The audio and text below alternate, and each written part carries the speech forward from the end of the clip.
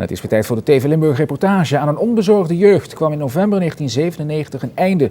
De toen 10-jarige Luc Claessens liep bij een bizar ongeluk hersenletsel op.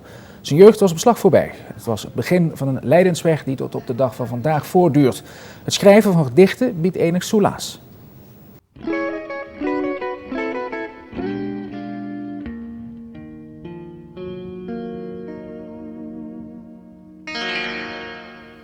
Zes jaar zijn voorbij.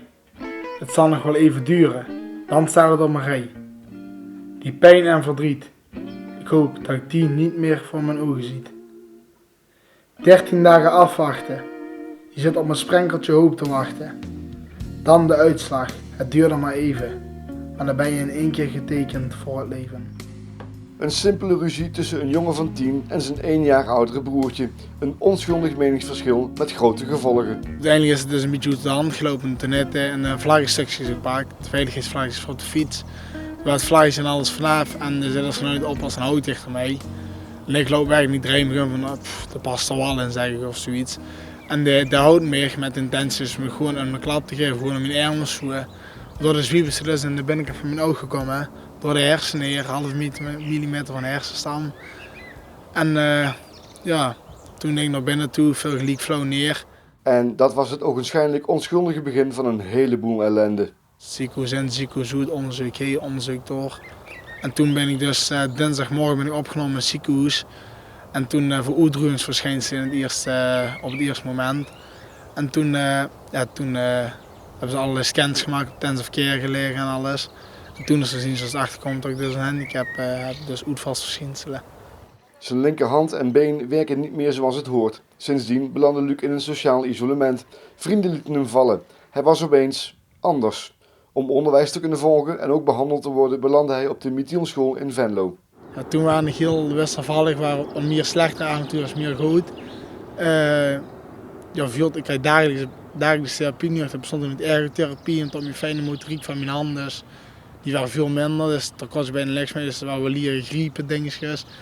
En lopen waar gewoon in beweging haalde, dat been toch weer aan kon sterken. Maar ja, heel wisselvallig waren het. Pien als ze elke dag opsteeg.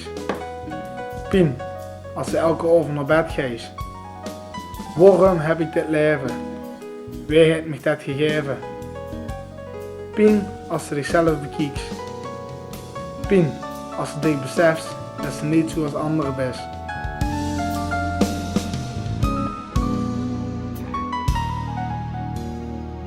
Na de Mithielschool vertrok Luc naar Werkenrode in Groesbeek. De reden was dezelfde, therapie en onderwijs. Tijdens een schoolvakantie naar Spanje ging het voor het eerst helemaal fout. Moeilijke periode gehad, stress toe in het begin en met een vriendin had je ook veel stress gehad. Aangesproken om alles van ons af te gooien, een lekkere week relaxen in Spanje. Zo ik de eerste insteek zien, maar die vriendin liet me toch een beetje vallen, negeerde me overal. En radeloos geworden, een beetje doorgeflipt en toen naar mijn kamer gegaan. En daar heb ik dus een sleutel van de kamer gepakt en toen ben ik in mijn pols gaan krassen. Ja. Het was de eerste keer dat hij zelfmoord als uitweg zocht. Het bleef niet bij die ene keer. Ik denk dat dat nou ongeveer zo'n 11 tot 12 keer nog is herhaald. En door allerlei momenten, door vrienden, door stress toe. En dan echt gewoon gaan rotten weten. En dan zo zie ik op zo'n moment één zoetweg en dat ze dan maar één naar maken. Dat is natuurlijk niet goed, dat laat iedereen achter. Maar ja, zo denk ik op dat moment wie kutloog is eigenlijk. De verklaring voor zijn pogingen zoekt hij bij een gebrek aan aandacht. Als ze de aandacht toe zijn de christische hoeiers krijgen en de duizend zelfverpoelen en de krijgt wel die aandacht, dan geeft schaaf voor of het toe zo goed gaat of ze zelf wel goed bezig is. Moeder. Wat is nou echt de betekenis van moeder? Als ik een andere vraag zeggen ze, een moeder is er voor je als je het moeilijk hebt of voor je als je even wil praten, huilen of lachen. Nee. Dan ken ik de betekenis van moeder niet. Of heb ik er geen. Het dichten werd de uitlaatklep. Het begon 6 jaar na het ongeluk. De computer ging aan en hij begon gewoon. Voor mij is het een heel moeilijk ding uitgekomen. En veel mensen laten lezen en allemaal zeer positief allemaal. En toen heb ik toch een jaar niks mee gedaan. En toen kwam ik van Groesbeek af, van Werkenrode. En toen toch heel veel shit momenten gehad nog. En toen ben ik me weer gaan schrijven. En nu heb ik dingen van 24 gedichten, allemaal over dingen die ik meemaak in het leven. En vooral wel heel zwaar gedichten, allemaal emotioneel toch wel, over het doen en zo. En over wie mensen me gaan kijken, ja, over allerlei dingen die ik gewoon dagelijks meemaak. Anno 2006 gaat het goed met Luc. Hij sluit niet uit dat het ooit nog misgaat, maar hij voelt zich goed. Zijn schrijverstalent leidde ertoe dat hij de vaste lovenslager van het jaar in Grubbevorst schreef. Een nieuwe carrière staat voor de deur. Wij zijn de jongens van bij